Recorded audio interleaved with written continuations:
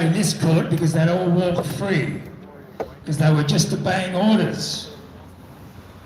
If David just obeyed orders, he wouldn't have reported the war crimes, because he couldn't, and we wouldn't know about what is really going on in these illegal wars, which we continually follow the US as long as I can remember, and before my time. My first memory was the Vietnam War. 3 million people dead. Every day, a kid gets blown up still. Stepping on landmines and unexploded ordnance. 2 of my 6 staff in Vietnam had babies with deformities. And we're talking 45, 50 years after the event. It's not just a coincidence. This is the kind of thing we're following the US into. Iraq, a country now destroyed. Syria, one of the most fascinating countries on earth, lays in ruins. And now we have lives of 4 Australians which now are in ruins, including Julian Assange, including Dan Duggan, both jailed in solitary confinement. Julian for over 4 years, Dan Duggan for over 1 year. The court should be ashamed, the prosecution should be ashamed of what is going on behind us here. Shame on them.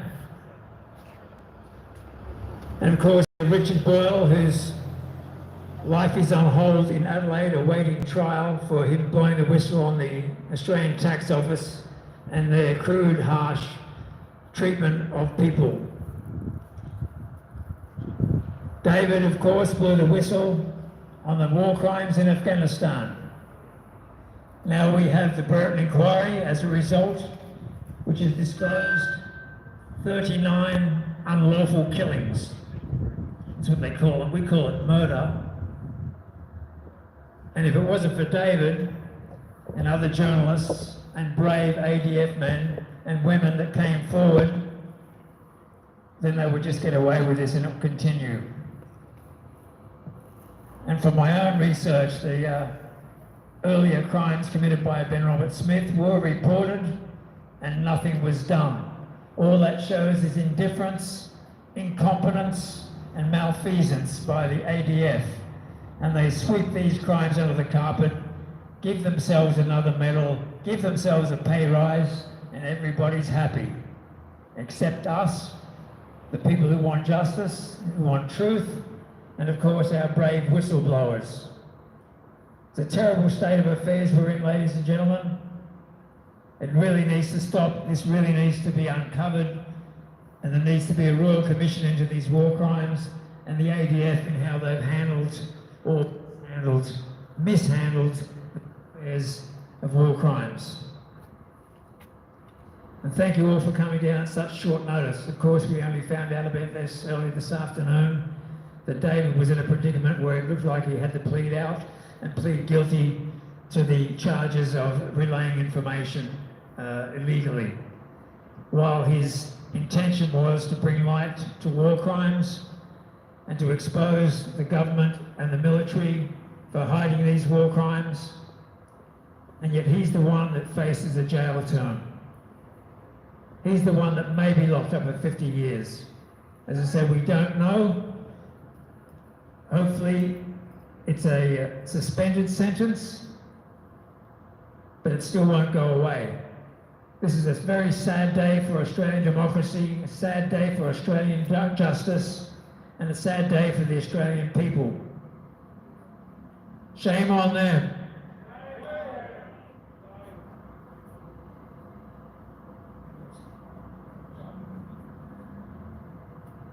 If anyone would like to come up and say a few words, you're more than welcome. And welcome back, Rosie. Rosie's flown all the way from London to be here today.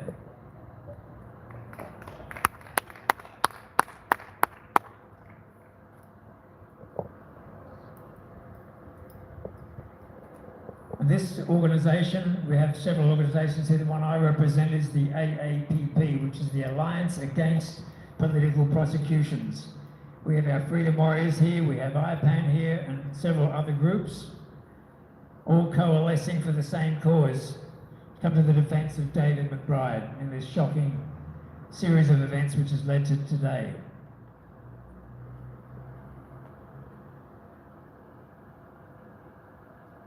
So they've gone in, I think it's, so we've got the 3 o'clock. 3:30, the court resumes. It may be an open court now. We heard it was closed, but update, it may be an open court. If people want to go in, you certainly can. And if the decision is to disallow his appeal, a higher appeal, which would go to the High Court, and they may well quash that, then David may as well plead guilty. By doing so, he will avoid a lengthy, costly trial, costly for him and costly for the taxpayer. And if you've been in the court, you'll know there's 2 senior counsels in there for the prosecution, hired guns, hired by the government, plus their ancillary staff. And there are 15 unknown people in there as well, unidentified, obviously from a higher power, which we're not privy to. And when they did close the court, those people remained inside while we were all tossed out. I will warn you, don't leave your phone in the desk, leave it with a friend. And we all know why.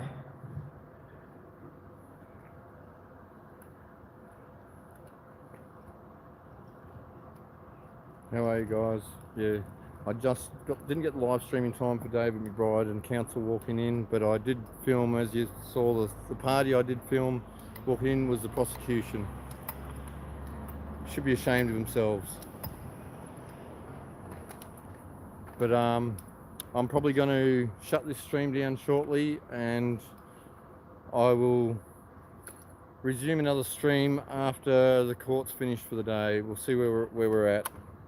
But thank you guys.